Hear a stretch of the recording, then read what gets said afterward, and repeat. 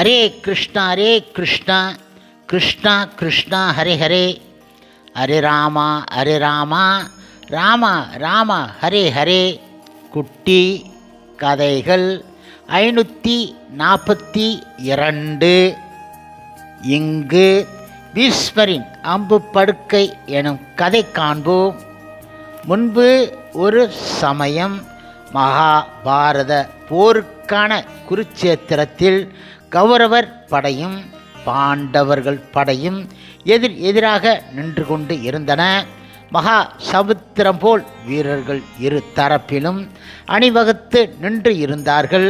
கௌரவ படைக்கு தலைமையேற்று பீஷ்மரும் துரோணரும் கிருபரும் அஸ்வத்தாமனும் துரியோதனனும் இருந்தார்கள்.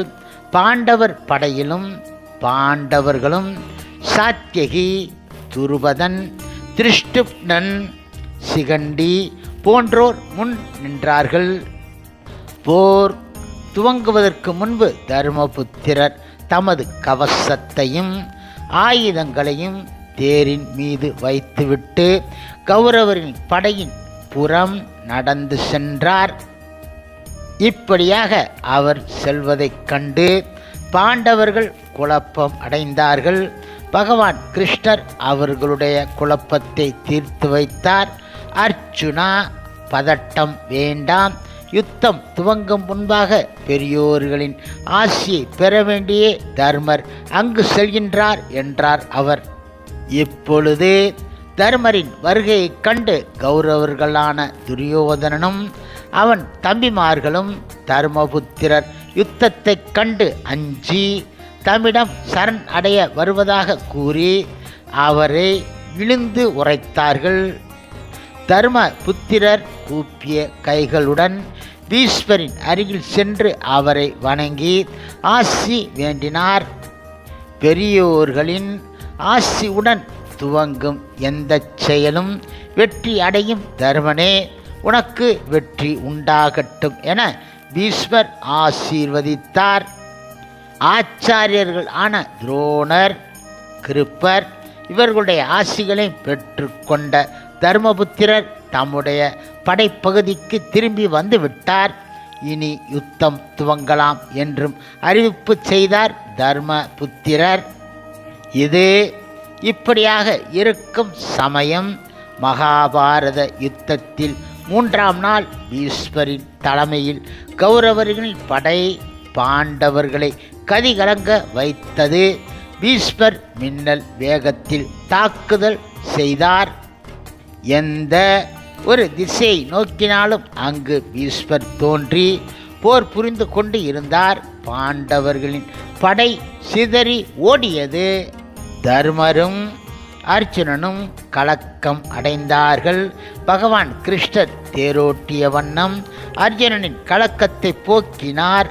பீஷ்மர், துரோணர் முதலான வீரர்கள் அனைவரையும் வெல்வேன் என அர்ஜுனன் செய்த சபதத்தை கிருஷ்ணர் நினைவூட்டி அவனுக்கு உற்சாகம் அளித்தார். அர்ஜுனனும் பீஷ்மர் உடன் நேருக்கு நேராக யுத்தம் செய்தான். ஆனால் பீஷ்மரின் வீரத்திற்கு முன்பு எதிர் நிற்க முடியாமல் அர்ஜுனன் தடுமாறினான். பீஷ்மரின் வீரத்தையும் கோபத்தையும் கண்டு பகவான் கிருஷ்ணரே, இவ்வாறு தொடர்ந்து அவர் போரிட்டால் பாண்டவர்களின் அழிவு நிச்சயம், தோல்வியே மிஞ்சும் என்ற எண்ணம் உதித்தது. பகவான் கிருஷ்ணர் உடனே கீழே கிடந்த தேர் சக்கரத்தை எடுத்துக்கொண்டு பீஷ்மரை நோக்கி வேகமாக ஓடினார் அவரை கொல்வதற்காக. இப்பொழுது பீஷ்மரை நோக்கி சென்ற பகவான் கிருஷ்ணரை பின்தொடர்ந்து அர்ஜுனன் ஓடினான். பீஷ்மரோ பகவான் கிருஷ்ணரின் திருக்கரங்களால் இறப்பதை விடவும் மேலான பதவி உண்டோ என பூரித்தபடி பகவான் கிருஷ்ணரை வரவேற்றார். பின் தொடர்ந்து வந்த அர்ஜுனன் பகவான் கிருஷ்ணரின் கால் அடியில் அமர்ந்து போரில் தாங்கள் ஆயுதம் ஏந்த மாட்டேன் என வார்த்தையை மீற வேண்டாம் என கூறினான். துரியோதனின் படையை நான் அழிப்பேன், இது நிகழும் என கூறி பகவான் கிருஷ்ணரை மீண்டும் தேரோட்டியாக இருக்க பணித்தான். இது இப்படியாக இருக்கும் சமயம் குருச்சேத்திர போரில் 9ஆம் நாள் யுத்தம் முடிந்தது. இரவு நேரம் எல்லோரும் அவர் பாசறைகளில் உறங்கிக் கொண்டு இருந்தார்கள். தர்மபுத்திரருக்கு கவலையினால் உறக்கம் வரவில்லை. பீஷ்மரை வெல்லும் வழி அறியாது பாண்டவர்கள் படை தவித்தது. பீஷ்மரிடமே அதற்கான வழியை கேட்பது என்ற முடிவுடன் தர்மபுத்திரர் யாரும் அறியாமல் பீஷ்மரின் பாசறை நோக்கி சென்றார். களைப்புடன் சாய்ந்து இருந்த பீஷ்மரின் காலடியில் தலை வைத்து வணங்கினான் தர்மபுத்திரர். பீஷ்மர் எழுந்து அமர்ந்து தர்மரை வரவேற்றார். வந்த காரணத்தை கேட்டார். போரிலே மின்னல் போல் நால்புறமும் புகுந்து எங்களை கதிகலங்கச் செய்கின்றீர்கள். எப்போதும் எந்த பக்கம் தாக்கப் போகின்றீர்கள் என அறியாத எங்களை போரில் எதிர் நிற்கவும் இயலாத வண்ணம் செய்து விடுகின்றீர்கள். உங்களை வீழ்த்தும் வகை அறியாது நாங்கள் தவிக்கின்றோம். தாங்கள் மனம் உவந்து அந்த வழியை கூறினால் வெற்றி எங்களுக்கு கிட்டும். இல்லையென்றால் உங்களுடைய வீரத்துக்கு முன்பு நாங்கள் அழிவது உறுதி என தர்மர் தாம் வந்ததன் நோக்கத்தை கூறினார். தர்ம புத்திரரின் அச்சத்தை போக்குவது போன்று பீஷ்மர் கூறினார். முழுமுதற் கடவுள் மற்றும் பரம புருஷ பகவான் ஸ்ரீ கிருஷ்ணரின் துணை இருக்கும்போது உங்களை வெல்ல எவரால் இயலும்? நான் வயது முதிர்ந்தவன், என்னை வெல்வதும் எளிது. பெண்களுடன் நான் போரிட மாட்டேன் என்ற உறுதியான கொள்கை வைத்து இருக்கின்றேன். துருபதனின் குமாரன் சிகண்டி பெண்ணாக இருந்தவன். அவனை முன் நிறுத்தி அர்ஜுனன் அம்புகள் எய்யட்டும். நான் சிகண்டிக்கு முன்னால் ஆயுதம் இல்லாமல் நிற்பேன். என்னை வெல்வது எளிது ஆகும். இவ்வாறு பீஷ்மர் கூறி தர்மருக்கு ஆறுதல் அளித்தார். தர்மபுத்திரர் கவலை நீங்க பெற்றவர் ஆகிவிட்டார். இது இப்படியாக இருக்கும் சமயம் குருச்சேத்திர போர் பிரசித்தமானது. குருச்சேத்திரே தர்மச்சேத்திரே என்பார்கள். அதுவே பாரத போர். பின் பாரத போரில் 10ஆம் நாளன்று பீஷ்மர் பாண்டவரின் படைக்கு பலத்த சேதத்தை ஏற்படுத்தி கொண்டு இருந்தார். பீஷ்மரின் தந்தை சந்தனு மகனுக்கு ஒரு வரம் அளித்து இருந்தார். அதன்படி பீஷ்மர் தாம் எப்போது இறக்க விரும்புகின்றாரோ அப்போது இறப்பார். அந்த வரத்தினை பீஷ்மர் இப்போது நினைத்தார். இனி தாம் இறக்கும் காலம் வந்தது என முடிவு செய்தார்.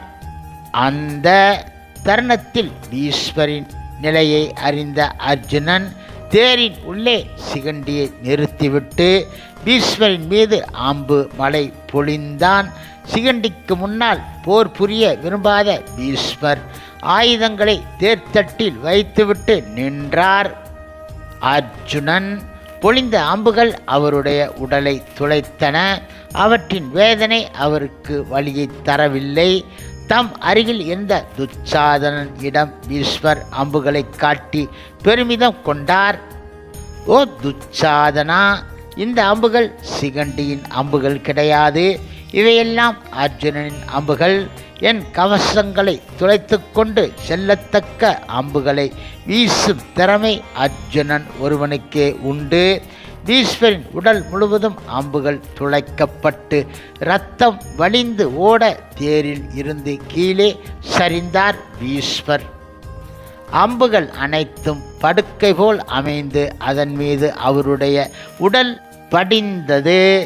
பகவான் கிருஷ்ணரை தரிசனம் செய்தபடி பீஷ்மர் உத்தராயண காலத்தில் உயிர்விட வேண்டும் என்பதற்காக தமது உயிரை தாங்கிக் கொண்டு இருந்தார். முனிவர்களும் ரிஷிகளும் தேவர்களும் பீஷ்மரை ஆசீர்வாதம் செய்தார்கள்.